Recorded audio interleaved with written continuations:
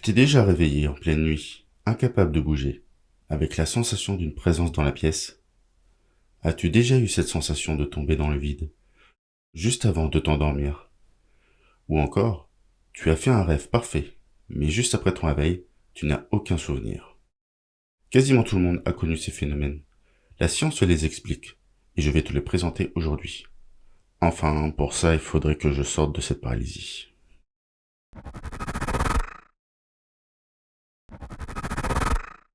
Commençons par le phénomène de paralysie du sommeil.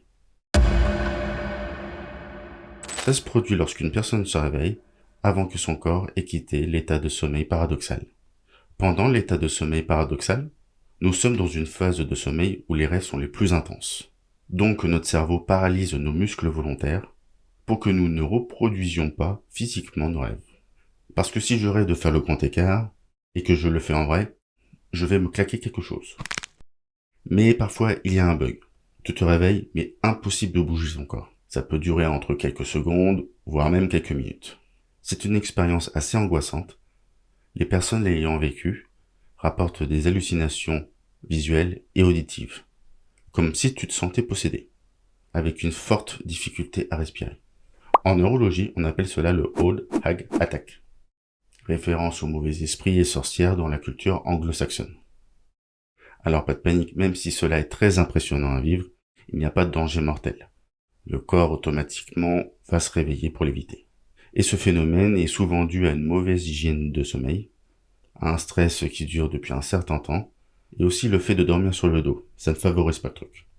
Ou encore les narcoleptiques, les personnes qui sont soumises à des endormissements involontaires, y sont aussi sujets. Des études estiment que 40% de la population a déjà connu cette expérience. Si cela t'arrive, il faut se concentrer sur sa respiration, rester calme pour que l'épisode soit le plus court possible. Plus facile à dire qu'à faire, je sais. Tu commences à t'endormir, voire même à rêver, et tu sens ton corps tomber. Puis tu te réveilles en sursaut. Et pour le coup, tu ne comprends pas pourquoi, car tu es en sécurité dans ton lit. Ça s'appelle le sursaut hypnique, et ça touche entre 60 et 70% de la population. C'est une contraction musculaire brève et involontaire qui survient lors de l'endormissement. Et il y a deux hypothèses à cela. La plus répandue, au moment de l'endormissement, ton cerveau interprète un relâchement musculaire progressif comme une chute réelle. En réaction, il envoie un signal d'urgence à tes muscles pour rattraper le corps. Résultat, tu sursautes.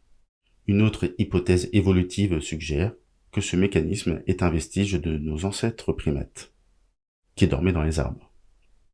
Un relâchement musculaire pouvait signifier une vraie chute. Le cerveau préfère réagir par précaution. Et cela se déroule dans la phase N1 du sommeil. Le sursaut hypnique est fréquent lorsque tu es fatigué, soumis à un stress, ou encore lorsque tu consommes du café avant de dormir. Ce n'est pas dangereux pour la santé, il faut avoir une bonne hygiène de sommeil pour réduire la fréquence de ce phénomène. Tu es certain d'avoir fait un rêve incroyable. Tu es de bonne humeur au réveil, mais tu ne sais pas pourquoi. Comme si quelqu'un avait appuyé sur la touche supprimer.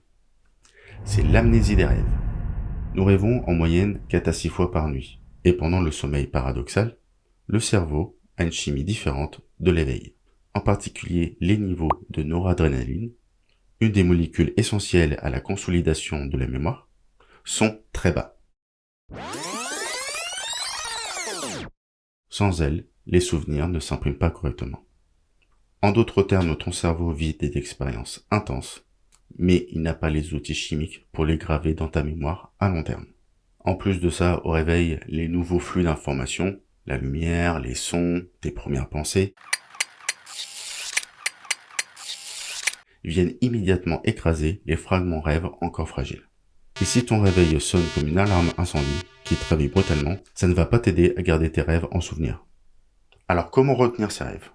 Les spécialistes se recommandent de rester immobile au réveil, sans regarder ton téléphone, et d'avoir un petit carnet à portée de main. Parce que l'acte d'écrire ou de verbaliser le rêve immédiatement permet de consolider le peu de souvenirs qui restent. Je pense que toi aussi tu as connu une de ces expériences, voire même les trois.